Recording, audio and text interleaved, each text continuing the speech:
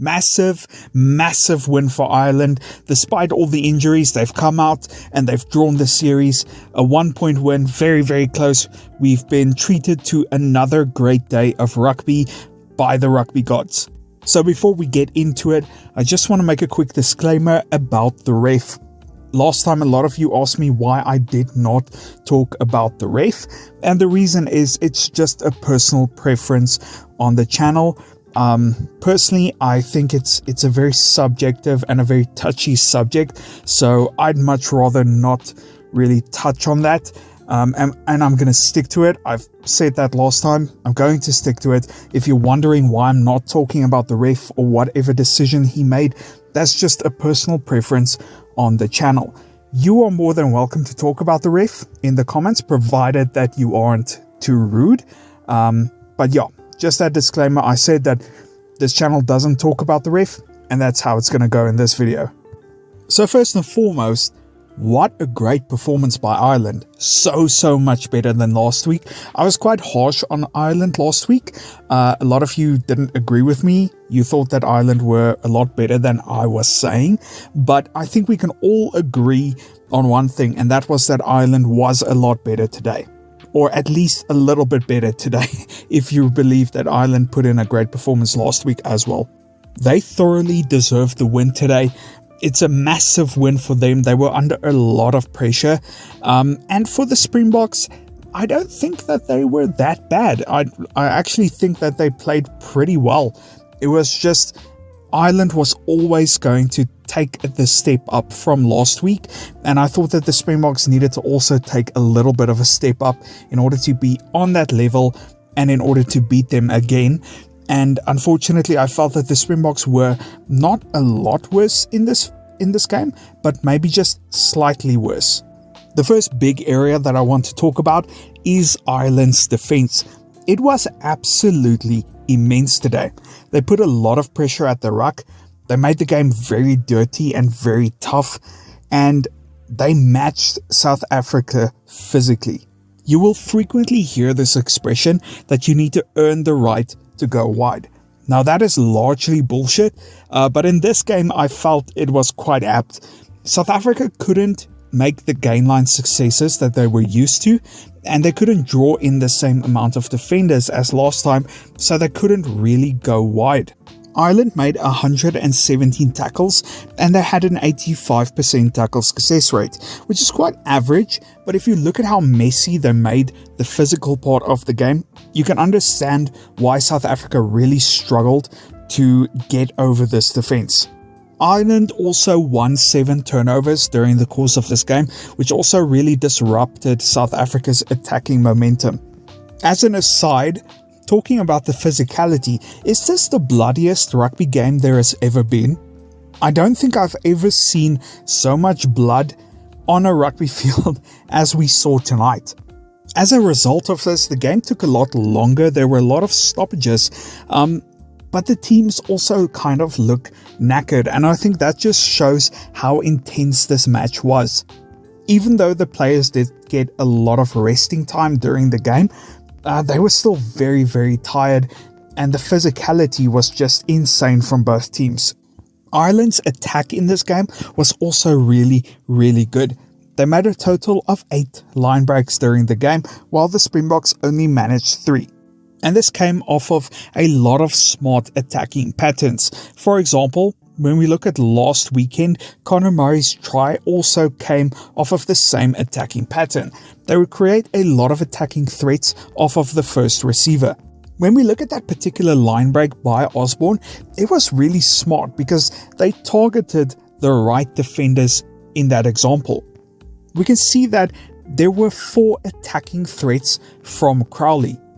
And this meant that on the inside, Frans Malherbe had to choose between Kelleher and he had to choose between Osborne.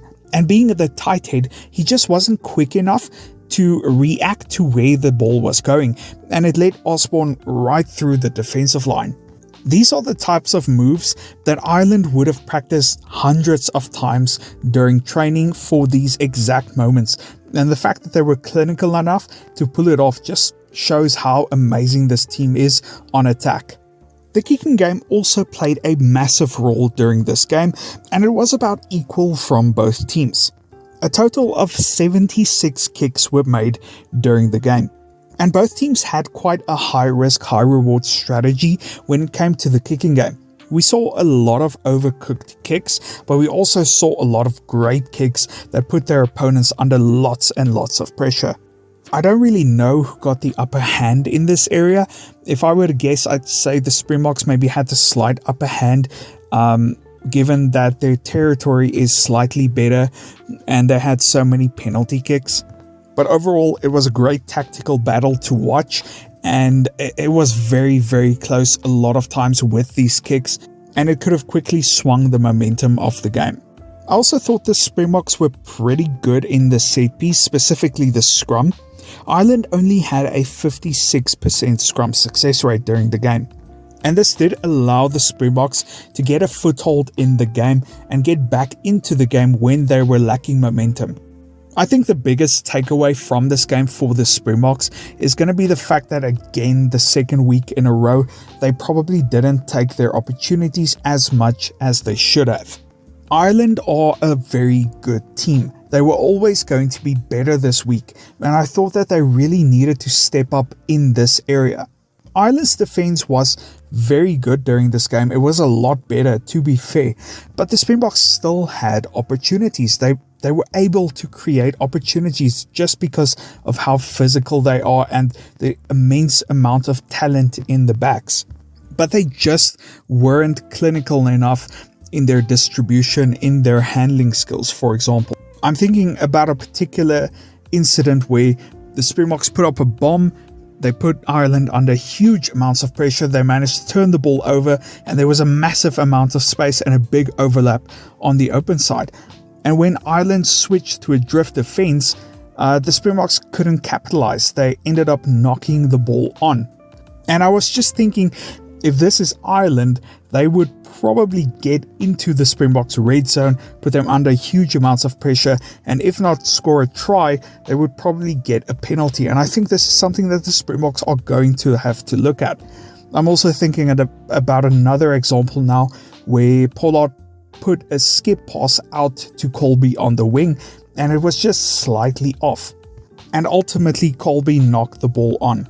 When you look at this game and when you look at Ireland, their attack is so good. You can't really bank on keeping them out for the whole 80 minutes. And I think it's really important, if you're playing against Ireland, if you want to beat them, you have to respond with tries of your own. And unfortunately for the Springboks, they just weren't clinical enough. It's those really small margins that you have to get right if you're playing top elite level rugby. I suppose one very good thing for the Springboks that they can take away from this game is the fact that they were 10 points behind at one point from Ireland. Ireland were actually dominating the game, and the Springboks managed to claw themselves back, not with individual moments of brilliance or needing a lot of luck and the bounce of the ball on their side. They were able to use their game management and their experience and just incredible rugby IQ amongst the players to get themselves back into the lead. If the Springboks can just fix these tiny little issues, then they're going to be nigh on unstoppable, because we have the excitement, the talent, and the experience to make a really special team. But this game goes to Ireland. Massive congratulations if you're an Irish fan. If you're a Springbok fan, don't worry. There's going to be plenty of opportunities for the Springboks to shine. I hope you enjoy the rest of your night wherever you may be. And cheers, guys.